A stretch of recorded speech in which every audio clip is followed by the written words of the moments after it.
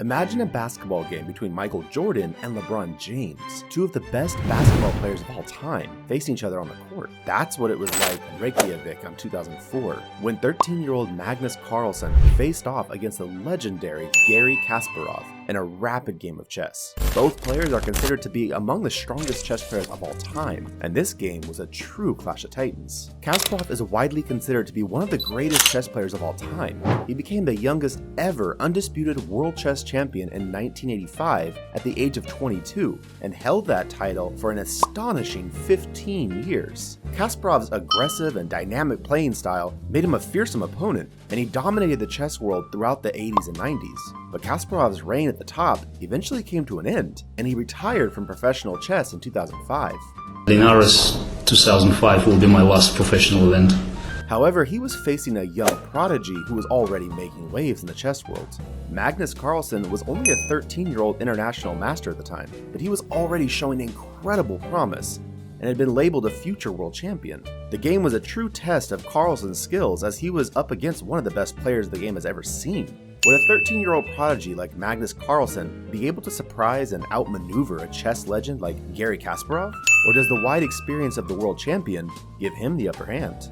The round started with Kasparov still not showing up, and after a little while he arrived. However, Magnus appeared to be calm with no signs of nervousness in him. He started the game pushing his pawn to d4. Garry replied by moving his pawn to d5. Magnus played his pawn to c4, announcing the queen's gambit opening. Garry then moved his c-pawn to c6, supporting the d5 pawn, which is known by the Slav defense. Magnus developed his knight to f3, and after developing the other knights by both players, Garry played his pawn to e6, choosing the semi-Slav variation. Magnus replied by developing his bishop to g5.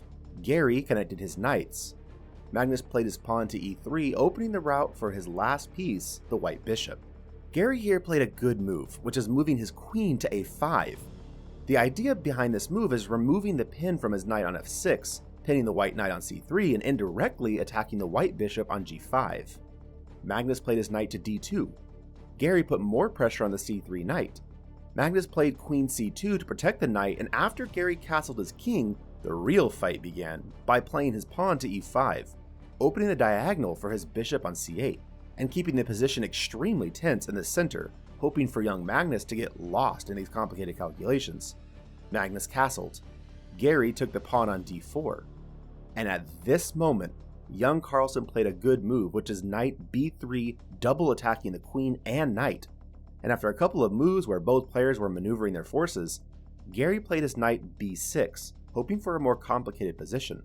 Magnus took the knight on f6, and here Garry can't recapture the bishop on f6 because he will get penetrated with the white queen, giving him a check on g6. That's why he took the other bishop on c4. And here Magnus showed great skills by moving his knight to e4, attacking the knight on c4 and protecting the bishop on f6. Garry gave a check on h2 with his bishop, which was a slightly inaccurate move. And after a couple of moves, Magnus's forces were quite more active, and he kept putting pressure on the world champion. Garry played his rook to d8 to protect his pinned knight, and at this moment it was clear that Magnus had a better position, despite being behind in time. Magnus kept playing the best moves one after another, until we reached a position where Carlsen now has an extra pawn, but Garry used his experience and chose the simplifications wisely. And after the exchanging of queens, we reached the endgame stage. And after some moves, it was clear that the extra pawn might not be enough for victory. That is because of the nature of the endgame, where opposite colored bishop endgames probably end in a draw, even if one side has got extra material. And after one more exchange of rooks, Garry played his bishop to d5, attacking the b3 pawn. Carlsen protected the pawn. Garry started to get his king engaged into the game. Magnus did the same. And after more moves and more exchanges of pieces, Garry tried to trick Magnus by playing his rook to the second rank, but the promising 13-year-old Magnus Carlsen showed great defending skills under time pressure, and after a couple of moves, both players shook hands, ending the game in a draw. What a historical night for Magnus.